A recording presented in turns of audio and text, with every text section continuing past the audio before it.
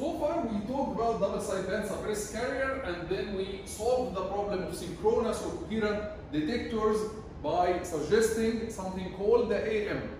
And then in the video before the last one, we said that yes, we are solving the problem of the synchronous or coherent demodulator, and now we're using the AM. We are using a very simple and cheap demodulator, which is the envelope detector.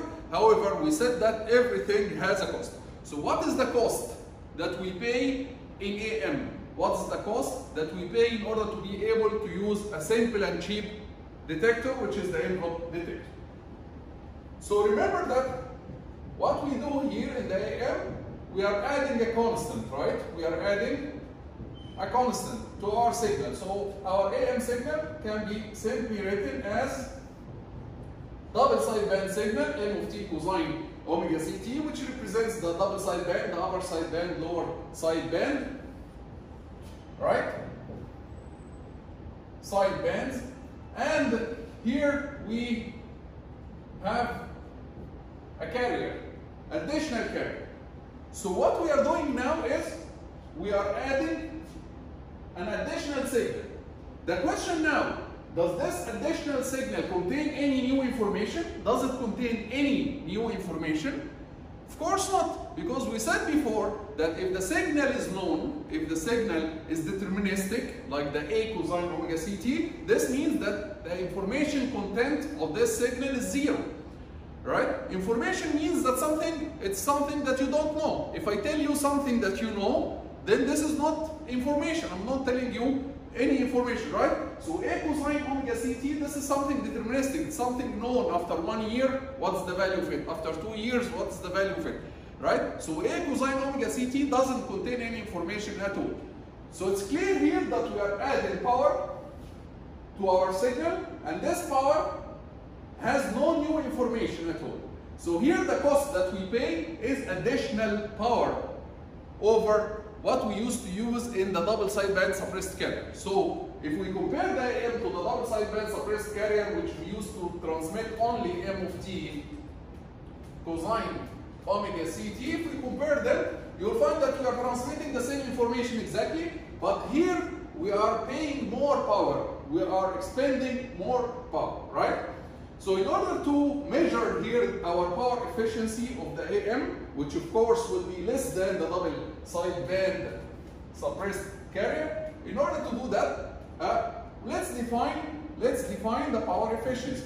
Power efficiency, in general, is defined as ratio between the useful power over the total power, right?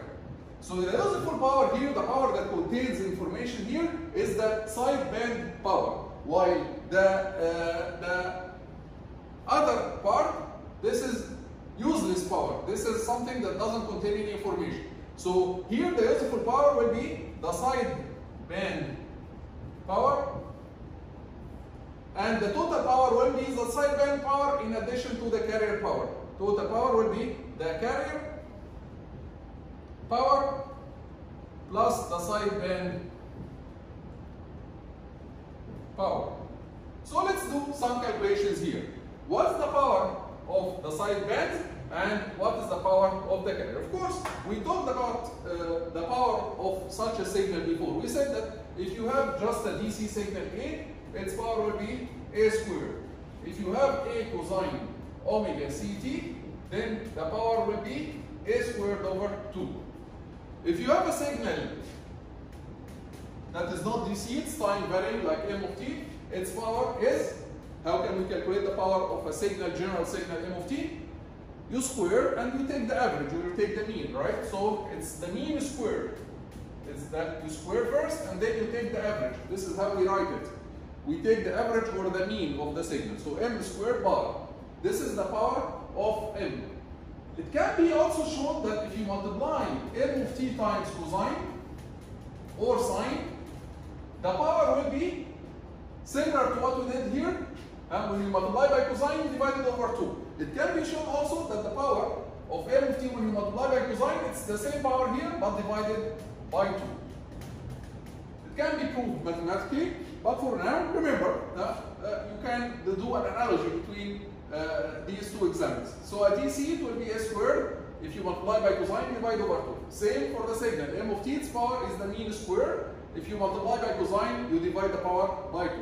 So now, the power efficiency will be the power of the side bands, which is the mean square of m, the mean square of m, and then you divide it over 2. You take the square, you square m first, you take the mean, and then you divide over 2.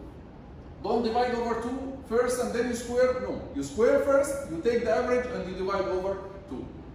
This is the useful part of the power. This is the power of this part.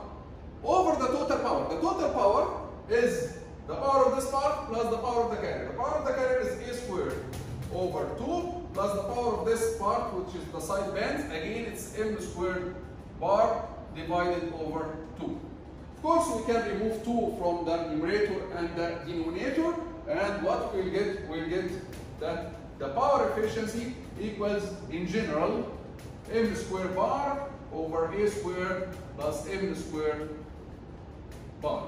So this is a general expression for the power efficiency of the layer. Of course, as we can see, it's something over something plus a squared.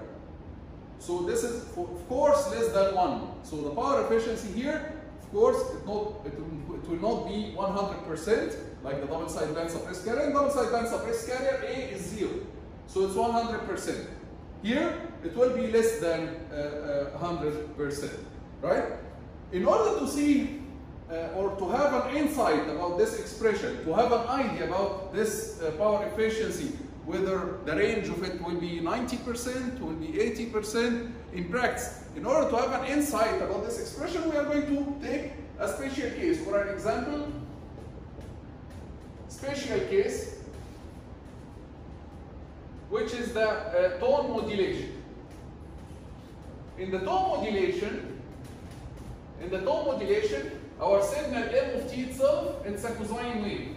It's a cosine wave. So let's use m of t itself as a cosine wave. mp cosine omega mt. So the signal itself, m of t, it's a cosine wave. This is just an example to give you an idea about the range,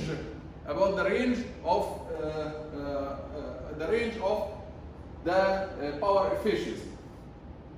In this case, this is a special case, tone modulation, and also it's a special case because it's an amplitude symmetric signal, which means that the modulation index here will be mp over a. This is amplitude symmetric signal 2. So this single tone modulation is also an amplitude symmetric signal. Okay, so if we calculate that power efficiency, it will be the power of the signal m divided over a squared plus the power of the signal m, right? The power of the signal m here, m it's mp cosine. So the power of the signal m here is mp squared over 2, right? The power of this signal is mp squared over 2. This is the power of the signal m. Divided over a squared plus the power of the signal m, the mean squared of m. The power of signal m again is mp squared over 2. We can multiply 2 up and down. We can multiply by 2 up and down. So it will be mp squared over 2a squared plus mp squared. We can also divide over a squared up and down. So if we do that, if we divide over a squared up and down, then what we will get, we'll get mp squared over a squared divided by 2 plus mp squared over a squared. What is this now? What is mp squared over a squared? It's basically the modulation index squared. So we can write the efficiency now. We can write the efficiency now in this special case as the modulation index squared over 2 plus the modulation index squared. So now the efficiency, the power efficiency, can be written in terms of the modulation index, which we know that in order to be able to use the envelope detector, we need the modulation index. We need the modulation index to be between 0 and 1 for envelope detector. Let's see the range now of the power efficiency. The range of the power efficiency here, if mu is 0, then the power efficiency will be 0. Right? If mu is 0, the power efficiency will be 0. And when does this happen? When does mu equal 0? Mu is 0 if you put a infinity, right? Mu will be 0, the modulation index is 0 if you put the constant a infinity, so you add infinity DC power. If you add infinity DC power, then the power efficiency of course will be 0 because you added infinity power in order to transmit information contained in a finite power, right? So the efficiency will be 0. If you plot this curve with mu, so if you plot the power efficiency, and you can do it, if you plot the power efficiency eta, if you plot the power efficiency eta with mu here for this expression, and mu between 0 and 1, you will find that it's a monotonically increasing function. Monotonically increasing function. It starts when mu is 0, the power efficiency will be 0, and when mu is 1, let's substitute here, when mu is 1, it will be 1 over 2 plus 1, it will be 1/3. It will be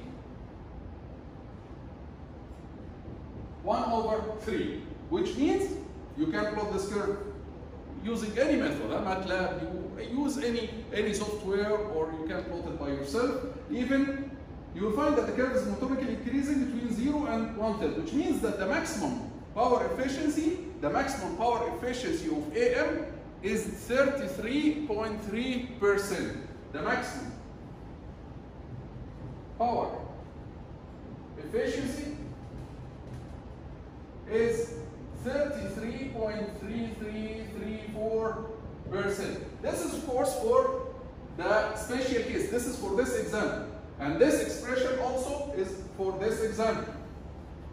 Because be careful, because some students, they confuse things. So I give them any signal in the exam or the quiz, they use this expression. This is wrong. This expression is used only for the case of single tone modulation. Single tone modulation means that it's a single cosine or a single sine. If you have cosine plus cosine or cosine plus sine or any other signal other than a single frequency, then you cannot use this expression. You have to use the original or the general expression. You calculate the power of the signal over a squared plus the power of the signal. Be careful of this. Okay? So here, for this special case of tone modulation, we found that the maximum power efficiency is 33.33%. This is when you use the modulation index to be 1. Okay?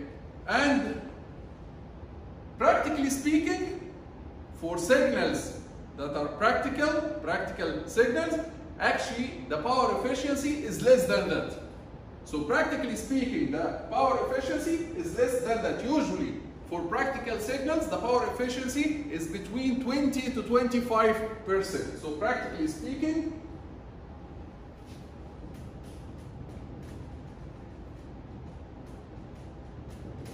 the power efficiency eta is in the range of 20 to 25%. Keep this in mind. Okay? One more thing before we end this video is that usually in order for them to be able to use the envelope detector with random signals like our voice is random, right? What they do usually is they do peak limitation. They limit the peak of the signal.